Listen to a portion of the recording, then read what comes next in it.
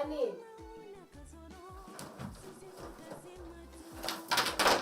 Lalap yun. At yan nga lalap yun kapita. Nanalo naman itutubi.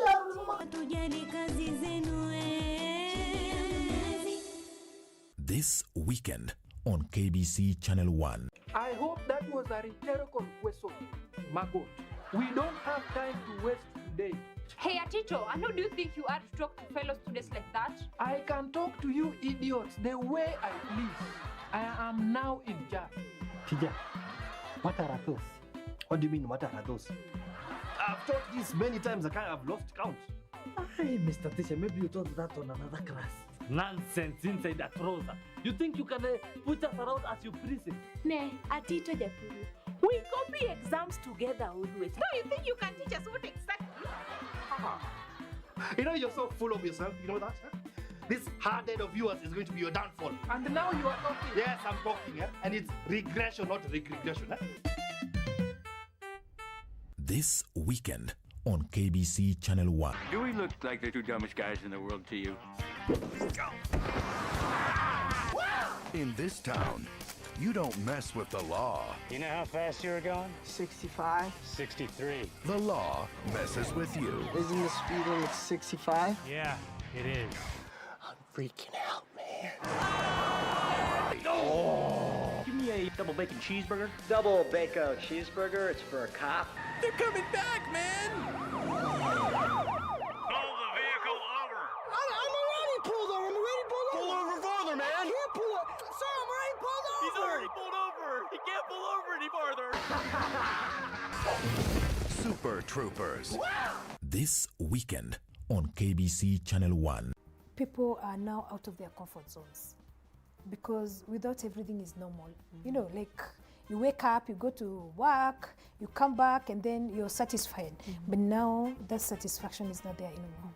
It's really amazing because businesses are now moving to where their clients are. If you wait for clients to come to you, it's no longer working. She has created jobs. 5 jobs. 5 jobs In COVID. during COVID season. Yes. Who's employing during COVID? People are laying people off.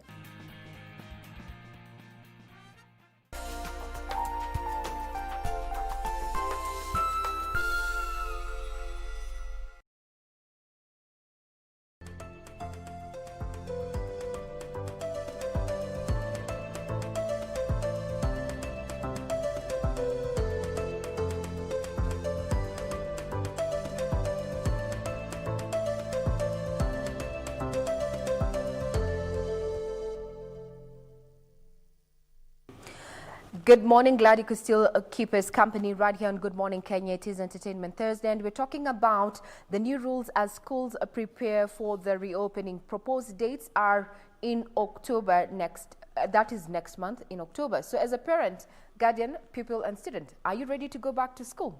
Are we ready for the resumption of face-to-face learning?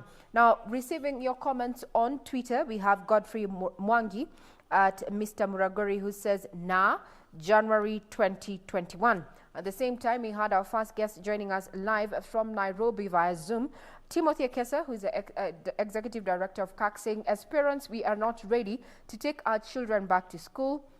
The children are also not ready. There has been no awareness at the grassroots level. We only get to hear the new development every day on the media. What is your feedback in regard to this issue? Now, joining me is Mary Geshoke from Nairobi to also weigh in today's conversation. Good morning, Mary, and thank you for your time. Thank you. Good morning, Kenya, and thank you for having me. Great. What is your take in regard to this particular debate where we might have, resumption of schools, rather resumption of face-to-face learning come next month? Are we ready? I have mixed feeling. I'm a finalist in one of the universities in Kenya. I had only remained with my final exam, so I would really want to go and clear my exams. But then again, kindly, Mary, we are having a bit of interruption from your end. Kindly just mute everyone else who is already in the mute, kindly mute your mics so that we can get to properly hear what Mary has to say in terms of adjusting her sound. So if you're not on for the meeting, kindly have your mic on mute for better service delivery. Now back to you, Mary. You were saying? I was saying I'm a finalist in one of the universities in Kenya. So there's nothing I would love more than going back to school and finalizing. Now it seems we still have a bit of interference in your sound there, Mary, but we've heard you there. You're saying you're in your final year in university, and from what we've heard is that you'd want to go back and complete your learning. But we'll still be getting back to you once we get that audio ready and proper. Now we cross over and invite our next guest. That is Mabel. Mabel from Kajiado County. Good morning, Mabel. How are you? Good morning, Regina. How are you? I'm great. What is your take in regard to this particular issue that you're discussing this morning? Well, I'd say that we are not prepared to go yet back to school. The ministry could be prepared. They could be wanting to push us to go back to school, but then as parents and as students, we are not yet prepared to go back to school. So in your as a parent or as a guardian, then would you be sending your child back to school? Definitely not. Why not? Tell us now, give us in detail why you feel as a parent that you would not be open to sending your child back to school come October. The risks that are coming with sending my kid back to school are actually way too high. As you can see from other nations, I think we need to learn from the other nations that sent their kids to school too early. We know what has happened to them. We know the rate of the kids went really high. And the kids are now, the schools are closed, the kids are home. And the kids, so many of them got infected. And some unfortunately had to lose their lives. And so for me as a parent, as a guardian, I honestly wouldn't want to send my kid to school because back in school, kids will always be kids. There's a picture that has been trending on social media that a kid goes to school, I send my kid to school, and another parent sends their kid to school. And then at the end of the day, the kid will come home with a different mask that they didn't go to school with in the morning. So with such incidences, I'm not sure if my child will be safe. Now let me just throw something spanner to the works in this conversation, Mabel. Now some of the guidelines that have already been made public is that boarding schools will be optional, allowing parents to enroll their children in day schools. What's your take on that? Sorry? One of the guidelines that has been made public is that the boarding school will now be optional, allowing parents to enroll their children in day school. As a parent, what are your thoughts? I think that is fine. If they choose to go that way, if the ministry chooses to go that way, that is fine. Because anyway, since education began in Kenya, boarding school and day school has always been an option. Parents are always allowed to choose where to take their kids. So I don't think that really has a problem. Yeah. Now, just for example, if I was attending boarding school in Mombasa, I am in class 7, and now there's an option for I to do day school. I reside in Kajiado. Yes. Yeah. Now, those are things. Remember that this is a committee that is set to give the finer details in regard to its proposals or the guidelines to guide the resumption of face-to-face learning. Thank you very much, Mabel. We'll be coming back to you just as we continue this conversation. Now, crossing all the way to Mombasa County, to Rebecca Achieng. Good morning, Rebecca, and glad to have you on board. Good morning to you. My name is Rebecca from Mombasa County. What is your take in regard to the proposed school reopening next month?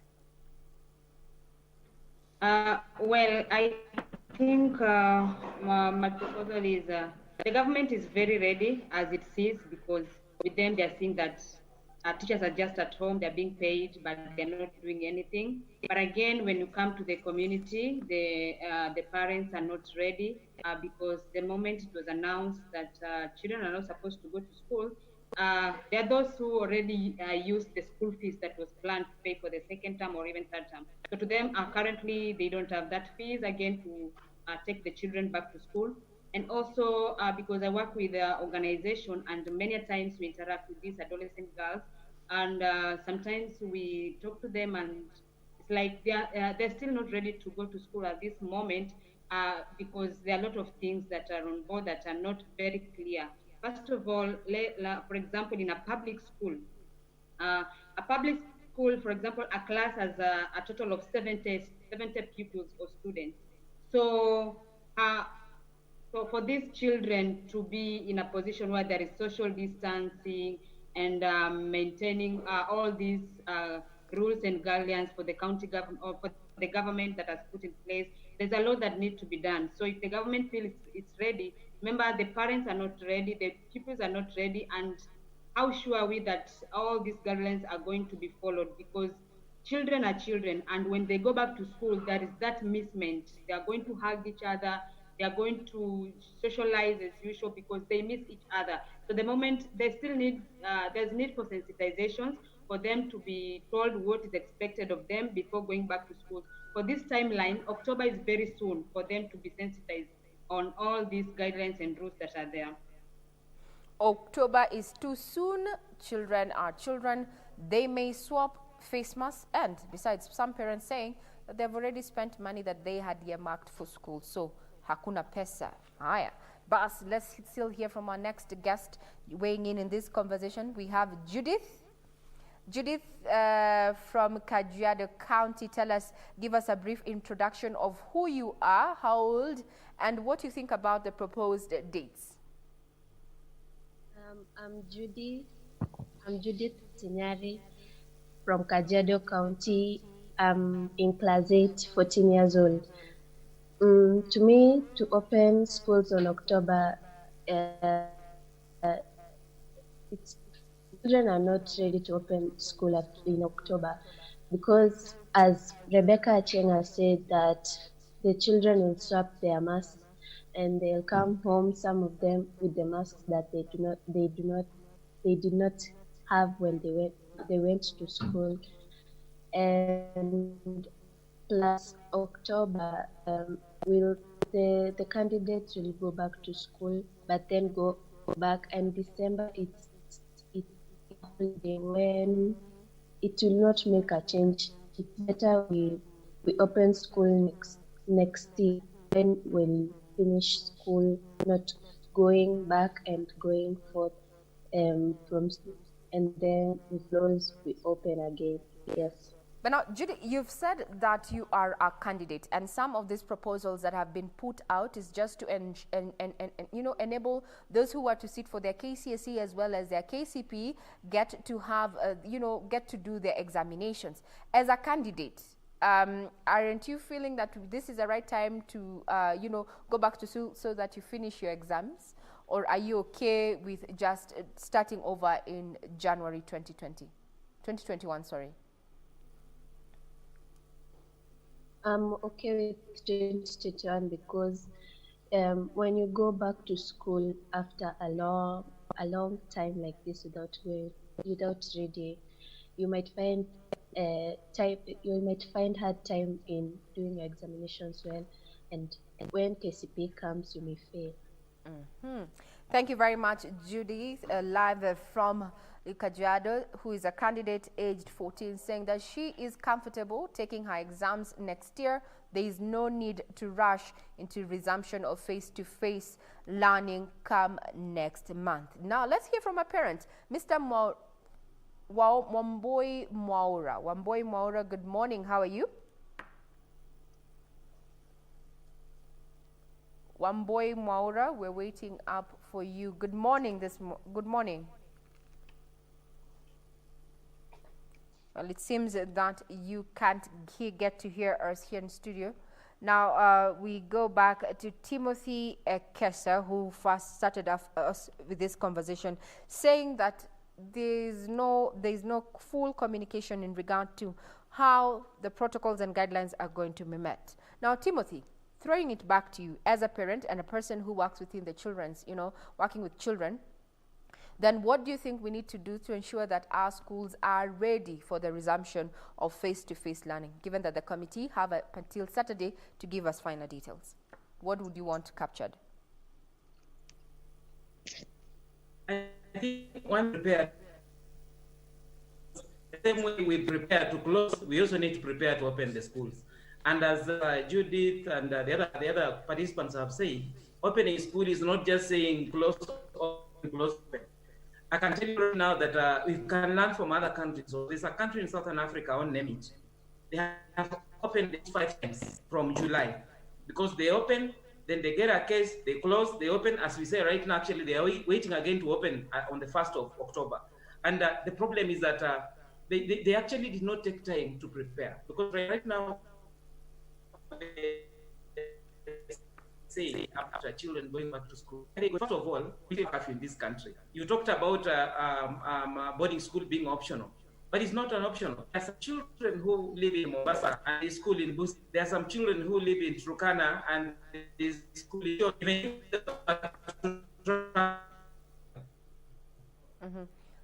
Obviously, the Turkana who I was talking to yesterday. Now that is Timothy there, Kesa, just weighing in on this conversation where we're saying we're not ready, echoing what the students there who have come on board. Well, you know, those in the tertiary institutions, one being Merigeshoke, saying that she's a final year student at a university and she wants to go and finish off her year. On the other hand, candidate Judith Ntinyari, who is 14 years old, says that she doesn't mind waiting up until January when everything has been put in place to ensure that once face-to-face learning resumes, that she and the other students are going to be safe. What is your take in regard to the new rules as schools prepare for reopening? The committee has a deadline of Saturday that is supposed to share with the guidelines on health and safety protocols before the resumption of basic education amid the COVID-19 pandemic. This committee is yet to give us final details come Saturday. Are you comfortable taking your child back to school in October? Weighing in on this conversation is Leshore. Good morning. Good morning, Leshore. What is your take in regard to where we are with the current proposal of resumption of face-to-face learning come next month?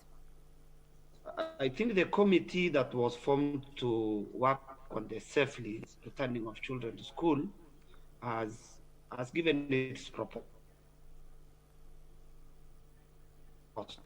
Still realistic in terms of reopening, because it has to look at the issues of safety of children, and safety starts even from the day of reporting, where our children will all get to matatus, and us will be working, will all converge in a school.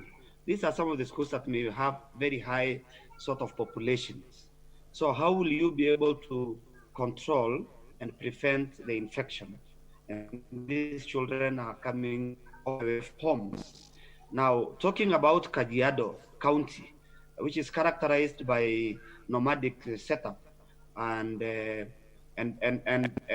poor infrastructure, in access. Some schools cannot access water, leave alone the desks. How will these children and especially be able to in these schools to water sources? Some of the sources are even contaminated, because some of the water sources that these schools rely on are used by both human beings and. Now, it seems we're having a bit of, static there, disruption of that particular interview, or rather guest. As we work on that technical side of things, let us look at the feedback that we are receiving on Twitter.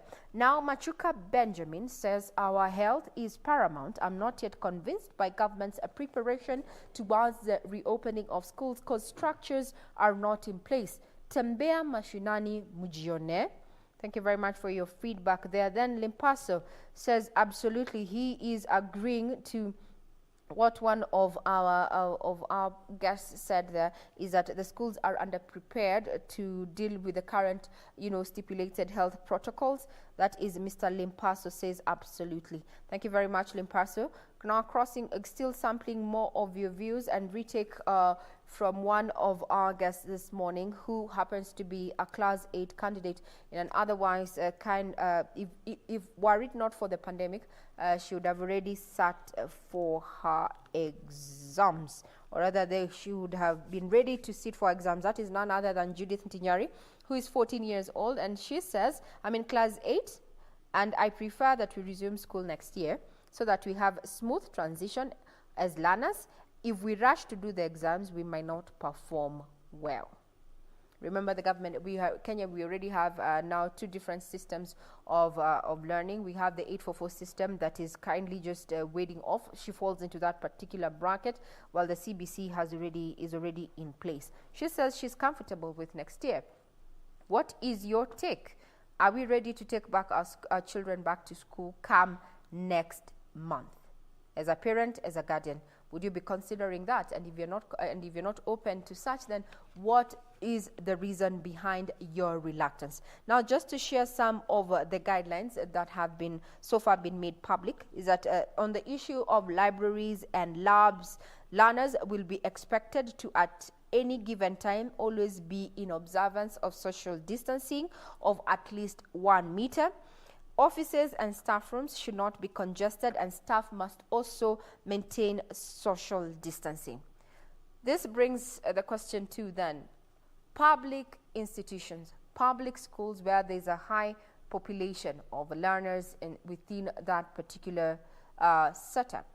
What happens? Remember, we have highlighted, as a media has highlighted, schools where the students and pupils are learning under the trees. They do not have any desks to speak of. They share one washroom. Are we ready to change this before October? Can we change all this before October? Highlighting what our last recent guest, that is Mr. Leshore, because before he got cut off from Kajiado, is saying that the structures have not been set in place to support, the health protocols that have been laid out, as we continue waiting for the committee's recommendation or guidelines ahead of Saturday's deadline.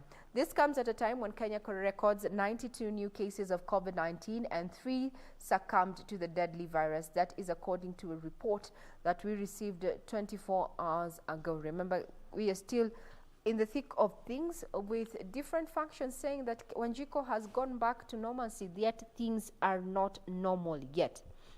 Now, the documents also spell out specific measures that will be put in place to address social distancing. Now, we're still waiting for a guest to log in. We're having a bit of an internet issue on our end. We had prepared a small feature just highlighting, issues of talent, how children are keeping themselves busy during this COVID-19 pandemic. For this particular story, this is a young man who is using art to just advocate for proactiveness among the youth, moving away from crime. He is a former street urchin who has decided to change things and for the better. He also doubles up as a child labor free, an anti-child labor ambassador. That introducing Fulgence Rabach. Here is his story.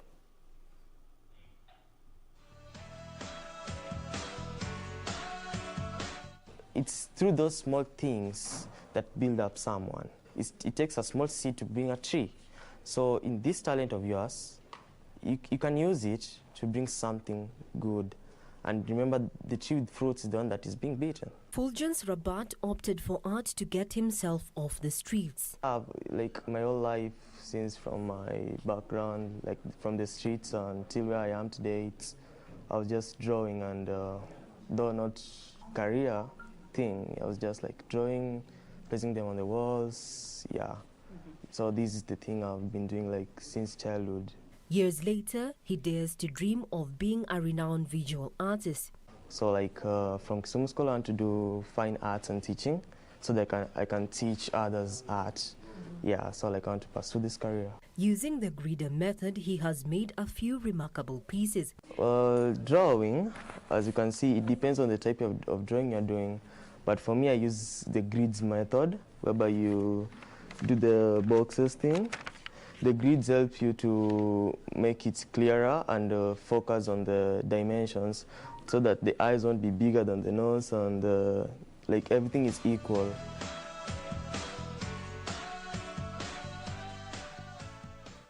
Coming from an artistic background, he mentors fellow youth and is an advocate for proactive lifestyle, among them away from crime. My mom knows a bit of designing, so like I think it's in the blood, but due to my life back there, the street thing, being there, I wanted to like use this art to remove my brothers who are still in the streets, my sisters who are in the streets, anyone that need, from that need with this art of mine to come to where I am today at least, so that we can make Kenya a better place, Kisumu a better place, Nairobi, you know.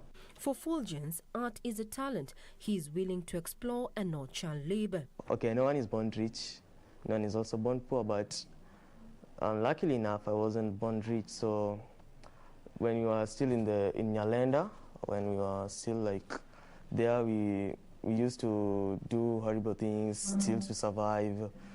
Yeah, so there we had neighbors, and those neighbors were my brothers whom I grew up with. So I want to like live a better life to earn something so that I can get them out of that life. Fulgence inspires confidence in the future and not the past. I've had that opportunity to interact with other kids, tell them that majoring on your talent, working on it is not child labor. It's something that can help you to survive. Most on this time of pandemic, the corona thing, there's no one is lucky. Not everyone is lucky to get a white collar job. Some of us depend on this talent that we have. So I think it has helped me a lot.